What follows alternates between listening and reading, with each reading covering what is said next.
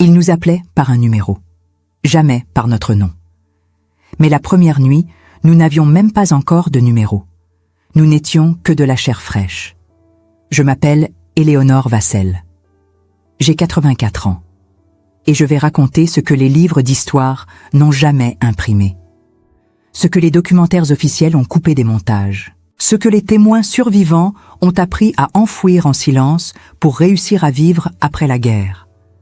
Parce qu'il a existé un rituel, non officiel, non documenté, mais systématisé, pratiqué dans plusieurs camps de prisonnières françaises sous commandement allemand. Un rituel qui brisait les femmes avant même qu'elles puissent penser à résister. Ils appelaient en ça une évaluation. Mais ils ne nous évaluaient pas comme des travailleuses. Ils nous évaluaient comme on évalue du bétail. Quand je suis arrivée au camp, en mai 1944, j'avais 19 ans. 3 jours plus tôt, j'étais dans la boulangerie de mon père à Beaumont-sur-Sarthe, dans l'intérieur de la France, en train d'emballer des pains encore chauds pour les clients. Je portais une robe bleu clair que ma mère avait cousue. Mes cheveux étaient attachés avec un ruban blanc. Le jour de la déportation, il était 6 heures du matin. Le ciel était gris, lourd. J'ai entendu les camions avant de les voir. Le bruit du moteur diesel résonnant dans les rues étroites. Puis les bottes. Des dizaines. Frappant le sol pavé comme des marteaux. Ma mère était dans la cuisine. Mon père dormait encore. Je venais de me réveiller quand la porte a été défoncée. Ils n'ont même pas frappé. Ils sont simplement entrés. 3 soldats allemands. L'un d'eux portait une liste. Un autre m'a pointé du doigt et a dit un seul mot. Raus. Ils ne m'ont pas laissé prendre quoi que ce soit, ni changer de vêtements, ni embrasser ma mère. Elle a essayé de s'approcher et l'un des soldats l'a poussée contre le mur avec la crosse de son fusil. Mon père est apparu en courant et a reçu un coup dans l'estomac. Il est tombé à genoux, essayant de respirer. J'ai été traîné dehors, littéralement traîné. Mes pieds nus raclèrent le sol. J'ai senti la peau de mes talons brûler. J'ai vu ma mère crier sur le pas de la porte. Mon père encore au sol. Et j'ai su que je ne reverrai jamais cette maison. Le camion était déjà plein de femmes. J'en ai reconnu quelques-unes. Madame Colette, l'institutrice. Margot, qui travaillait à l'épicerie. Simone, ma voisine d'enfance. D'autres m'étaient inconnus, mais toutes avec la même expression. Yeux écarquillés, respiration rapide, mains tremblantes.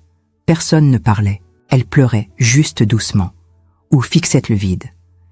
Nous étions 47 femmes dans ce camion, la plupart jeunes, entre 16 et 25 ans. Quelques-unes plus âgées, mais peu, très peu. Je comprendrai pourquoi plus tard. Le voyage a duré près de 2 jours. Nous nous sommes arrêtés 3 fois. On ne nous a pas donné de nourriture, seulement de l'eau, 1 fois. Nous avons fait nos besoins là même, dans le coin du camion. L'humiliation a commencé avant notre arrivée. Quand le camion s'est arrêté pour la dernière fois, c'était la nuit. J'ai entendu le grincement des portails en fer. J'ai entendu des voix en allemand, des ordres brefs, secs. J'ai senti l'odeur. Une odeur que je n'ai jamais oubliée. Un mélange de terre humide, de sueur vieille, de fumée et de quelque chose que mon cerveau ne pouvait identifier. Aujourd'hui, je sais ce que c'était. C'était la peur imprégnée dans l'air. Les portes du camion se sont ouvertes. Des lumières vives nous ont aveuglés. Des hommes criaient, des chiens aboyaient. On nous a poussés dehors. Certaines sont tombées. J'ai trébuché, mais j'ai réussi à me retenir. Nous étions devant un immense portail en métal. Au-dessus, des lettres en allemand que je ne savais pas lire à l'époque. J'ai découvert plus tard ce qu'elles signifiaient « Arbeit macht frei ». Le travail rend libre. Mensonge. Le travail ne libérait personne. Mais avant le travail, il y avait la première nuit. On nous a alignés en rangées, 4 rangées, chacune avec environ 12 femmes. 2 gardiennes allemandes vêtues d'uniformes gris circulaient entre nous. Elles regardaient, pointaient, chuchotaient entre elles. L'une d'elles s'est arrêtée devant moi. Elle a levé mon menton avec le bout d'une baguette, a tourné mon visage vers la gauche, puis vers la droite, a regardé mon corps de haut en bas, a dit quelque chose en allemand que je n'ai pas compris. L'autre gardienne a ri. Elle a noté quelque chose sur un bloc-notes, a fait un geste de la tête.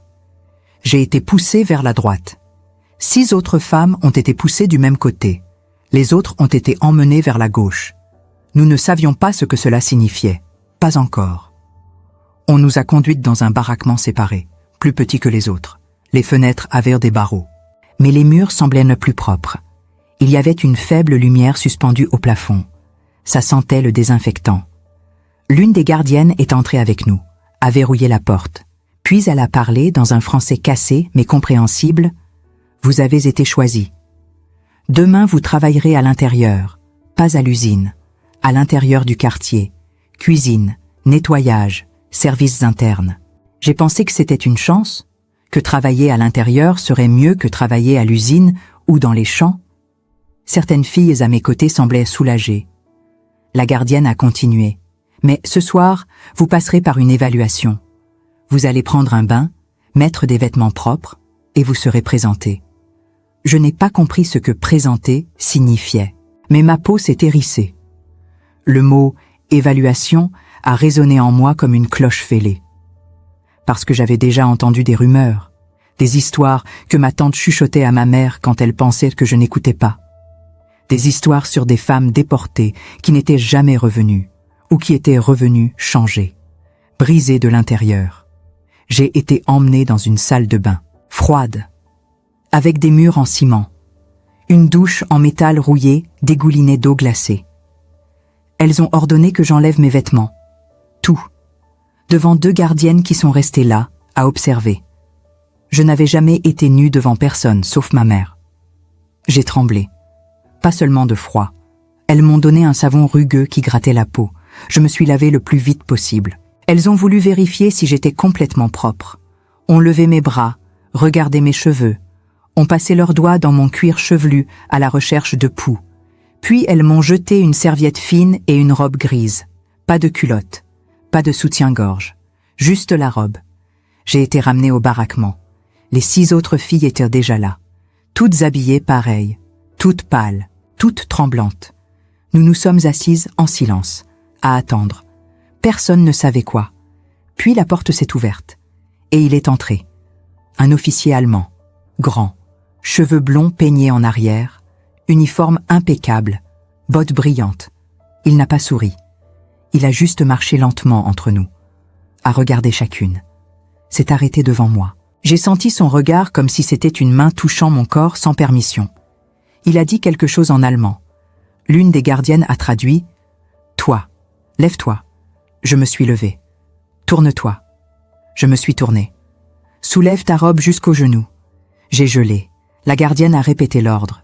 Plus durement, j'ai soulevé ma robe. Mes mains tremblaient tellement que je pouvais à peine la tenir. Il s'est approché, a touché mon épaule, puis mon bras, puis ma taille, comme s'il vérifiait la qualité d'un produit. Puis il a dit quelque chose que la gardienne n'a pas traduit, mais j'ai compris au ton, à la façon dont il m'a regardé. J'avais été approuvée. Il est sorti, a emmené 2 des 7 filles avec lui. Elles ne sont pas revenues cette nuit-là. Les 5 qui sommes restés avons attendu jusqu'à l'aube. Nous n'avons pas pu dormir. Nous sommes juste restées assises, en silence, à attendre, jusqu'à ce que la porte s'ouvre à nouveau. Cette fois, c'était un autre officier, plus âgé. Ventre proéminent. Il sentait l'alcool. Et c'est alors que j'ai compris. La première nuit n'était pas à propos du travail. C'était à propos d'autre chose. Quelque chose qu'il n'écrirait jamais dans les registres officiels. Quelque chose qui se passait avant de nous transformer en prisonnières numérotées. C'était pour nous apprendre, dès le premier moment, que nous n'avions plus aucun contrôle sur rien. Pas même sur nos corps. Éléonore Vassel a témoigné de quelque chose que des gouvernements ont tenté d'effacer. Un système caché à l'intérieur des camps de prisonnières. Un rituel qui brisait les femmes avant même qu'elles puissent résister. Ce qui s'est passé cette première nuit a tout changé. Et ce qu'elle a vu les jours suivants a été encore pire, parce que cette nuit n'a pas été seulement la sienne. C'était la nuit de milliers, et l'histoire qui a suivi n'a jamais été racontée complètement. Si vous écoutez ceci maintenant, de n'importe où dans le monde, laissez un commentaire disant d'où vous regardez, parce que ces voix doivent résonner. Et plus il y aura de gens qui sauront, moins il sera facile d'effacer la vérité. Je m'appelle Éléonore Vassel. Et ce que je vais raconter maintenant, c'est la nuit qui a suivi. l'officier qui est entré sentait l'alcool et la sueur. Il a marché lentement entre nous. Ses bottes résonnaient sur le sol en ciment. Chaque pas semblait durer une éternité. Il s'est arrêté devant Margot, une fille de mon village. Elle avait 17 ans, des cheveux noirs bouclés, un visage rond et doux. Elle cousait des robes pour les mariages. Je la connaissais depuis l'enfance. Il a levé son menton avec 2 doigts, a tourné son visage vers la lumière, a souri, un sourire qui m'a glacé le sang. Il a dit quelque chose en allemand. La gardienne a traduit « Toi, suis-moi ». Margot a secoué la tête. Ses lèvres tremblaient. Elle a murmuré « Non, s'il vous plaît ». La gardienne l'a attrapée par le bras et l'a tirée violemment. Margot a essayé de résister. Elle s'est accrochée au bord du lit en bois. Ses ongles ont griffé le bois. Elle a crié. L'officier a sorti son pistolet. Il ne l'a pas pointé vers elle. Il l'a juste posé sur la table, lentement, comme pour dire « Si tu continues, je l'utilise ». Margot s'est levée. Elle pleurait. Ses jambes tremblaient tellement qu'elle pouvait à peine marcher. Ils l'ont emmenée. Nous sommes restées assises. 4 filles. Moi, Simone, une femme plus âgée nommée Jacqueline et une adolescente dont je n'ai jamais su le nom. Elle avait peut-être 15 ans. Elle sanglotait sans bruit. Ses épaules secouaient. Personne ne parlait. Qu'est-ce qu'on pouvait dire? Margot est revenue 2 heures plus tard. Peut-être 3. Je ne sais pas. Le temps n'existait plus. Elle est entrée en silence. Sa robe était déchirée à l'épaule, ses cheveux défaits, son visage vide, comme si quelque chose en elle s'était éteint. Elle s'est assise sur le lit à côté de moi. Je lui ai pris la main. Elle ne m'a pas regardée. Elle fixait le mur. Ses lèvres bougeaient, mais aucun son ne sortait. J'ai voulu dire quelque chose. Mais quoi? Qu'est-ce qu'on dit à quelqu'un qui vient de vivre l'enfer? Alors je suis restée là, main dans la main, en silence. 1 heure plus tard, l'officier est revenu. Cette fois, il m'a choisi. J'ai senti mon cœur s'arrêter. Mes mains sont devenues moites, mes jambes ont refusé de bouger. La gardienne a crié « Debout !» Je me suis levée, lentement. Chaque muscle de mon corps résistait. Il m'a regardé de haut en bas. Puis il a fait un geste avec sa main. Un geste simple. Comme on appelle un chien. Je l'ai suivi. Nous avons traversé une cour sombre. Le sol était boueux. J'entendais des voix au loin.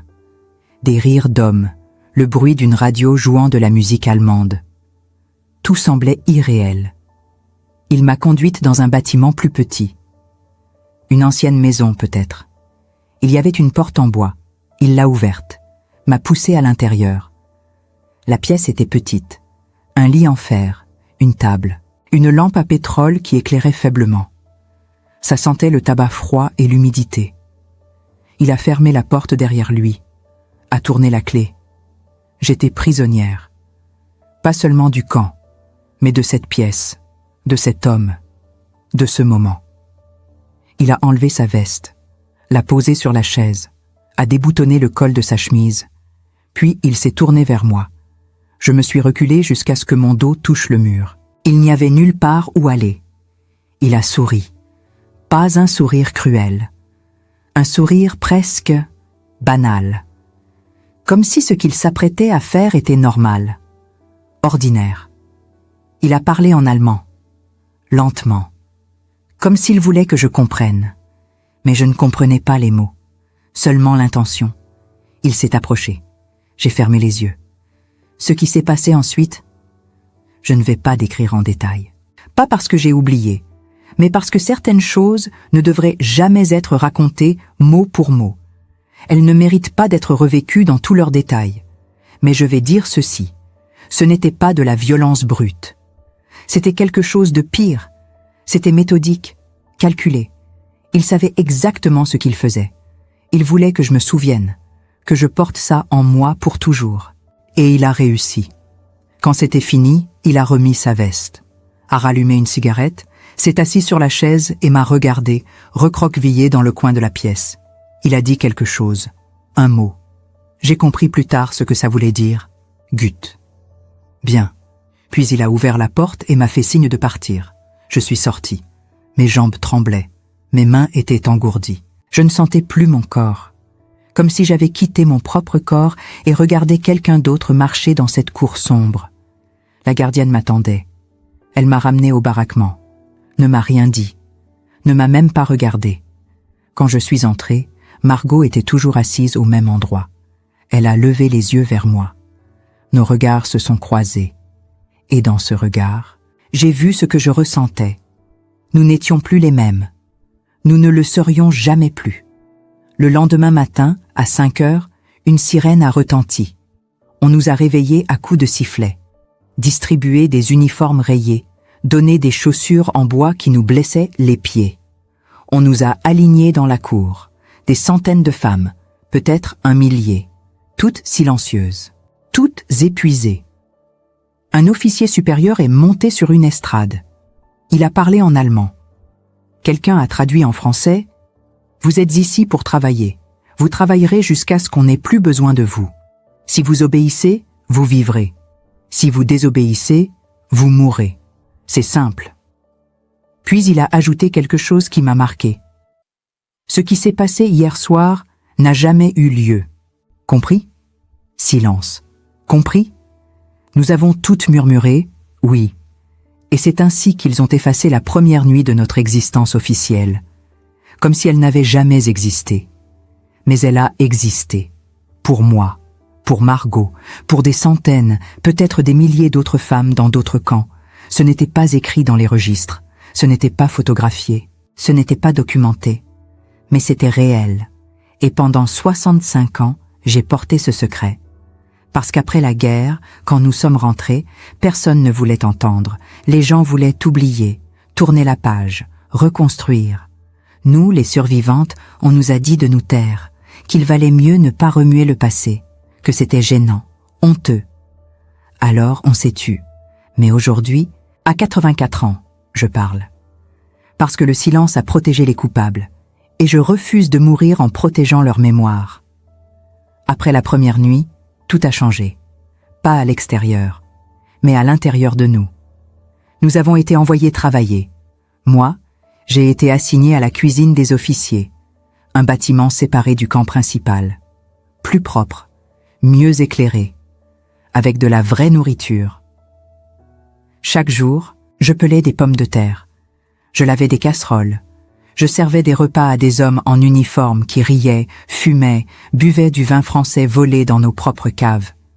Ils me regardaient comme si j'étais invisible, sauf quand ils voulaient quelque chose. Il y avait un officier, Hauptmann Krüger, qui venait souvent. Grand, la quarantaine, des lunettes rondes. Il parlait français. Parfois, il me posait des questions. « D'où viens-tu ? Quel âge as-tu ? Tu as de la famille ? » Je répondais en monosyllabes. « Oui. »« Non, je ne sais pas. » Il souriait, comme s'il était gentil. Mais je savais qu'il n'était pas gentil. Personne ici n'était gentil. Un jour, il m'a demandé de rester après le service. Les autres filles étaient déjà parties. J'étais seule avec lui dans la cuisine. Il s'est assis sur le bord de la table, a allumé une cigarette, m'a regardé longuement, puis il a dit « Tu sais, Éléonore, tu pourrais avoir une vie plus facile ici. » J'ai baissé les yeux, il a continué. « Il y a des filles qui comprennent, qui coopèrent. Elles ont de meilleures rations, de meilleurs lits, moins de travail. » Je n'ai rien dit. Il s'est levé, s'est approché, a posé une main sur mon épaule. Réfléchis. Puis il est parti. J'ai compris ce qu'il voulait dire. Il voulait que je devienne, comment dire, une favorite. Quelqu'un qui acceptait volontairement ce que d'autres subissaient de force. Certaines filles l'ont fait. Je ne les juge pas. Elles ont fait ce qu'elles devaient pour survivre. Moi, je n'ai pas pu. Alors j'ai continué à travailler, à peler des pommes de terre, à laver des casseroles, à dormir sur un lit en bois dans un baraquement surpeuplé où les puces nous dévoraient la nuit. Les mois ont passé. L'été, l'automne, l'hiver. En hiver, c'était l'enfer. Le froid traversait les murs. Nous n'avions qu'une couverture fine. Certaines filles mouraient pendant la nuit. De froid, de maladie, d'épuisement. Un matin, je me suis réveillée et la fille à côté de moi ne respirait plus. Elle s'appelait Anne. Elle avait 20 ans. Elle est morte dans son sommeil. Personne n'a pleuré. Nous n'avions plus de larmes. On l'a emportée, remplacée par une autre fille le soir même. C'est comme ça que ça fonctionnait. On disparaissait, on était remplacés, comme des pièces dans une machine. Margot, ma voisine de Beaumont, a tenu jusqu'en janvier 1945. Puis elle est tombée malade, une fièvre terrible. Elle délirait, appelait sa mère, pleurait dans son sommeil. Je lui donnais ma ration d'eau, j'essayais de la garder au chaud, mais ce n'était pas assez. Un matin, elle ne s'est pas réveillée. J'ai pleuré ce jour-là. Pour la première fois depuis des mois, j'ai pleuré parce que Margot n'était pas juste une prisonnière. C'était une fille que j'avais connue enfant, avec qui j'avais couru dans les champs, qui riait aux éclats quand on volait des cerises dans le verger de Monsieur Dupont. Elle méritait mieux que de mourir dans un camp, oubliée, réduite à un numéro. Mais c'est ce qui lui est arrivé, et ça m'a brisé quelque chose de profond.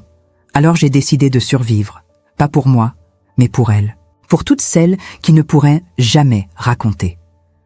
En mars 1945, les choses ont commencé à changer. Les officiers étaient nerveux. On entendait des bombardements au loin. Les Alliés approchaient. Certaines filles disaient qu'on serait bientôt libérés. D'autres pensaient qu'ils nous tueraient tous avant de fuir. On ne savait pas quoi croire. Puis, un matin d'avril, les gardiens ont disparu. Pas tous, mais la plupart. Ils ont pris leurs affaires et sont partis pendant la nuit. Nous nous sommes réveillés dans un camp presque vide. Les portes étaient ouvertes. Personne ne nous surveillait. Certaines filles ont couru vers la sortie. D'autres sont restées, trop faibles pour bouger. Moi, j'ai attendu. Je ne savais pas où aller. Je n'avais plus de maison, plus de famille, juste un corps épuisé et une mémoire pleine de cauchemars. 2 jours plus tard, les soldats américains sont arrivés. Ils ont ouvert les baraquements, nous ont donné de la nourriture, des couvertures, des médicaments. Un soldat m'a regardé et a pleuré. Je ne comprenais pas pourquoi. Puis j'ai vu mon reflet dans une vitre cassée. Je ne me reconnaissais plus. J'avais 20 ans, mais je ressemblais à une vieille femme. Maigre, les cheveux gris, les yeux creux. La guerre avait volé ma jeunesse, et la première nuit avait volé mon innocence. Je suis rentré en France en juin 1945, en camion militaire, avec des dizaines d'autres femmes silencieuses. Quand je suis arrivé à Beaumont-sur-Sarthe, le village était méconnaissable. Certaines maisons avaient été détruites, d'autres abandonnées. Les rues étaient vides. La boulangerie de mon père n'existait plus. Juste un tas de pierres.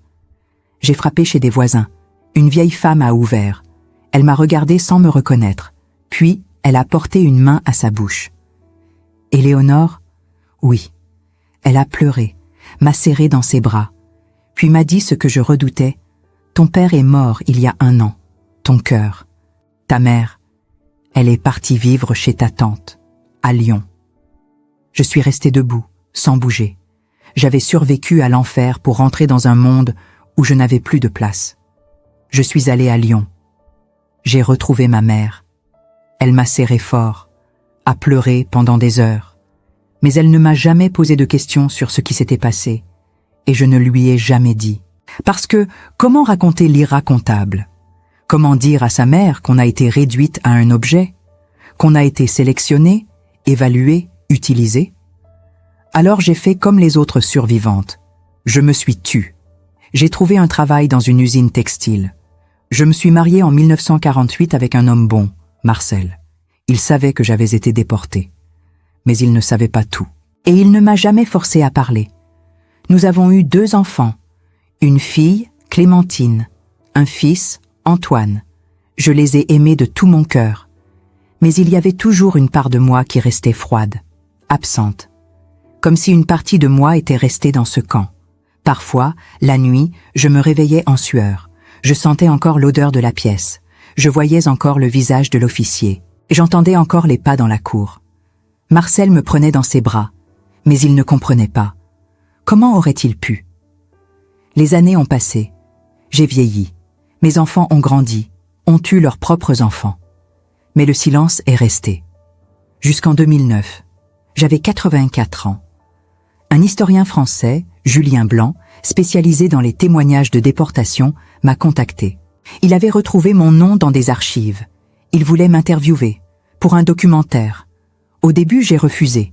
Qu'est-ce que ça changerait? Les coupables étaient morts, l'histoire était écrite. Mais il a insisté. Il m'a dit « Madame Vassel, votre témoignage pourrait aider d'autres femmes à parler, à briser le silence. » Alors j'ai accepté. Et pour la première fois en 65 ans, j'ai raconté. J'ai raconté la sélection. La première nuit, le rituel, l'humiliation, la douleur. J'ai pleuré. Beaucoup. Mais j'ai parlé. L'interview a duré 6 heures. Julien a tout enregistré, tout filmé. Quand c'était fini, je me suis sentie plus légère, comme si un poids immense avait été soulevé.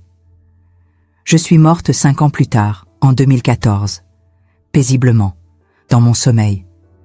Mais ma voix est restée. L'interview a été diffusée. D'autres femmes ont parlé après moi, des dizaines, puis des centaines. Des témoignages ont émergé de toute l'Europe, pas seulement en France, en Pologne, en Hongrie, en Autriche. La première nuit n'était pas un incident isolé. C'était un système. Et ce système avait été effacé des archives officielles, délibérément, parce que les vainqueurs ne voulaient pas salir leur victoire avec des histoires de femmes violées. Parce que la société ne voulait pas entendre ce que les survivantes avaient à dire. Alors, elles se sont tues. Mais aujourd'hui, elles parlent. Grâce à des femmes comme Éléonore, qui ont trouvé le courage de briser le silence. Je m'appelle Éléonore Vassel, et ceci est ma dernière parole. Si vous écoutez ceci, c'est que je suis morte, mais ma voix reste, parce que le silence a assez duré. Pendant 65 ans, j'ai porté la première nuit comme une plaie ouverte. Je l'ai cachée, enfouie, ignorée, mais elle ne m'a jamais quittée. Elle était là chaque fois que je regardais mes enfants dormir, chaque fois que je voyais une jeune femme rire, chaque fois qu'on parlait de guerre comme d'un chapitre fermé de l'histoire. Parce que pour moi, la guerre n'a jamais pris fin. Elle continue, dans mes cauchemars, dans mes silences, dans mes larmes quand personne ne regarde. Mais aujourd'hui, je veux que vous sachiez une chose. Ce n'était pas notre faute. Nous n'avions pas demandé à être déportés. Nous n'avions pas choisi d'être sélectionnés. Nous n'avions pas voulu cette nuit. On nous l'a imposée. Et pendant des décennies, on nous a fait croire que c'était honteux, qu'il fallait se taire, que personne ne voulait savoir. Mais c'était faux. La honte n'était pas la nôtre. Elle était la leur. La culpabilité n'était pas la nôtre. Elle était la leur. Et le silence les protégeait. Alors je parle. Pour moi. Pour Margot. Pour Anne. Pour toutes celles qui n'ont pas survécu. Je parle pour que vous sachiez que l'histoire officielle n'est jamais complète. Qu'il y a des chapitres qu'on a volontairement arrachés. Des témoignages qu'on a volontairement ignorés. Parce qu'ils dérangeaient. Mais la vérité dérange toujours.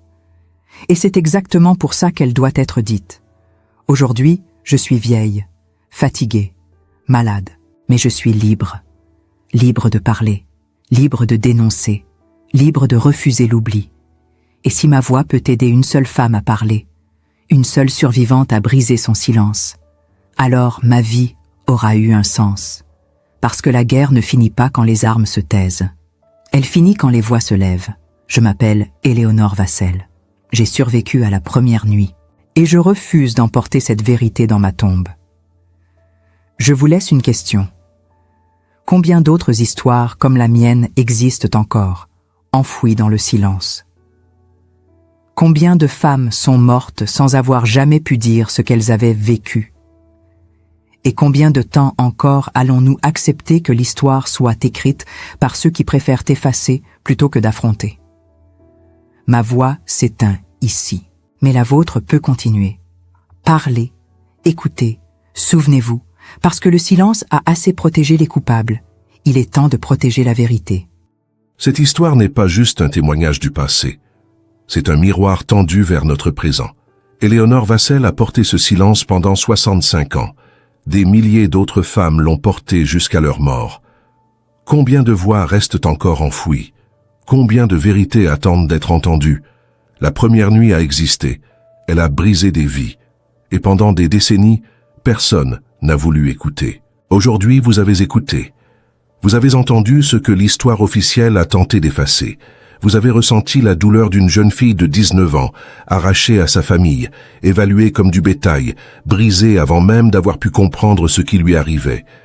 Cette voix ne doit pas s'éteindre dans le silence, elle doit résonner, traverser les frontières, toucher les cœurs, éveiller les consciences. Si ce témoignage vous a touché, si l'histoire d'Éléonore a fait trembler quelque chose en vous, alors faites-la vivre. Abonnez-vous à cette chaîne pour que d'autres voix comme la sienne puissent être entendues. Activez la cloche pour ne manquer aucun témoignage. Partagez cette vidéo avec ceux qui ont besoin de savoir. Parce que la mémoire n'existe que si nous la portons ensemble. Laissez un commentaire. Dites d'où vous regardez ce documentaire. Dites ce que cette histoire a éveillé en vous. Partagez vos réflexions, vos émotions, vos questions. Chaque commentaire est une preuve que ces voix ne sont pas mortes en vain. Chaque message est une pierre posée sur le chemin de la vérité. Et plus nous serons nombreux à parler, moins il sera facile d'effacer ce qui s'est réellement passé. Éléonore est morte en 2014, mais avant de partir, elle a choisi de briser le silence. Elle a choisi de protéger la vérité plutôt que les coupables. Elle a choisi de laisser sa voix pour que vous, aujourd'hui, puissiez entendre ce que des générations entières ont refusé d'écouter. Honorer sa mémoire, ce n'est pas seulement se souvenir, c'est agir, c'est parler, c'est refuser l'oubli. Alors posez-vous cette question, que feriez-vous si c'était votre histoire? Si c'était votre grand-mère, votre tante, votre sœur qui avait vécu cet enfer? Resteriez-vous silencieux? Ou utiliseriez-vous votre voix pour que jamais, plus jamais, de telles horreurs ne soient effacées de l'histoire? Le choix vous appartient. Mais sachez une chose, le silence protège les coupables, et la vérité ne vit que par ceux qui osent la dire.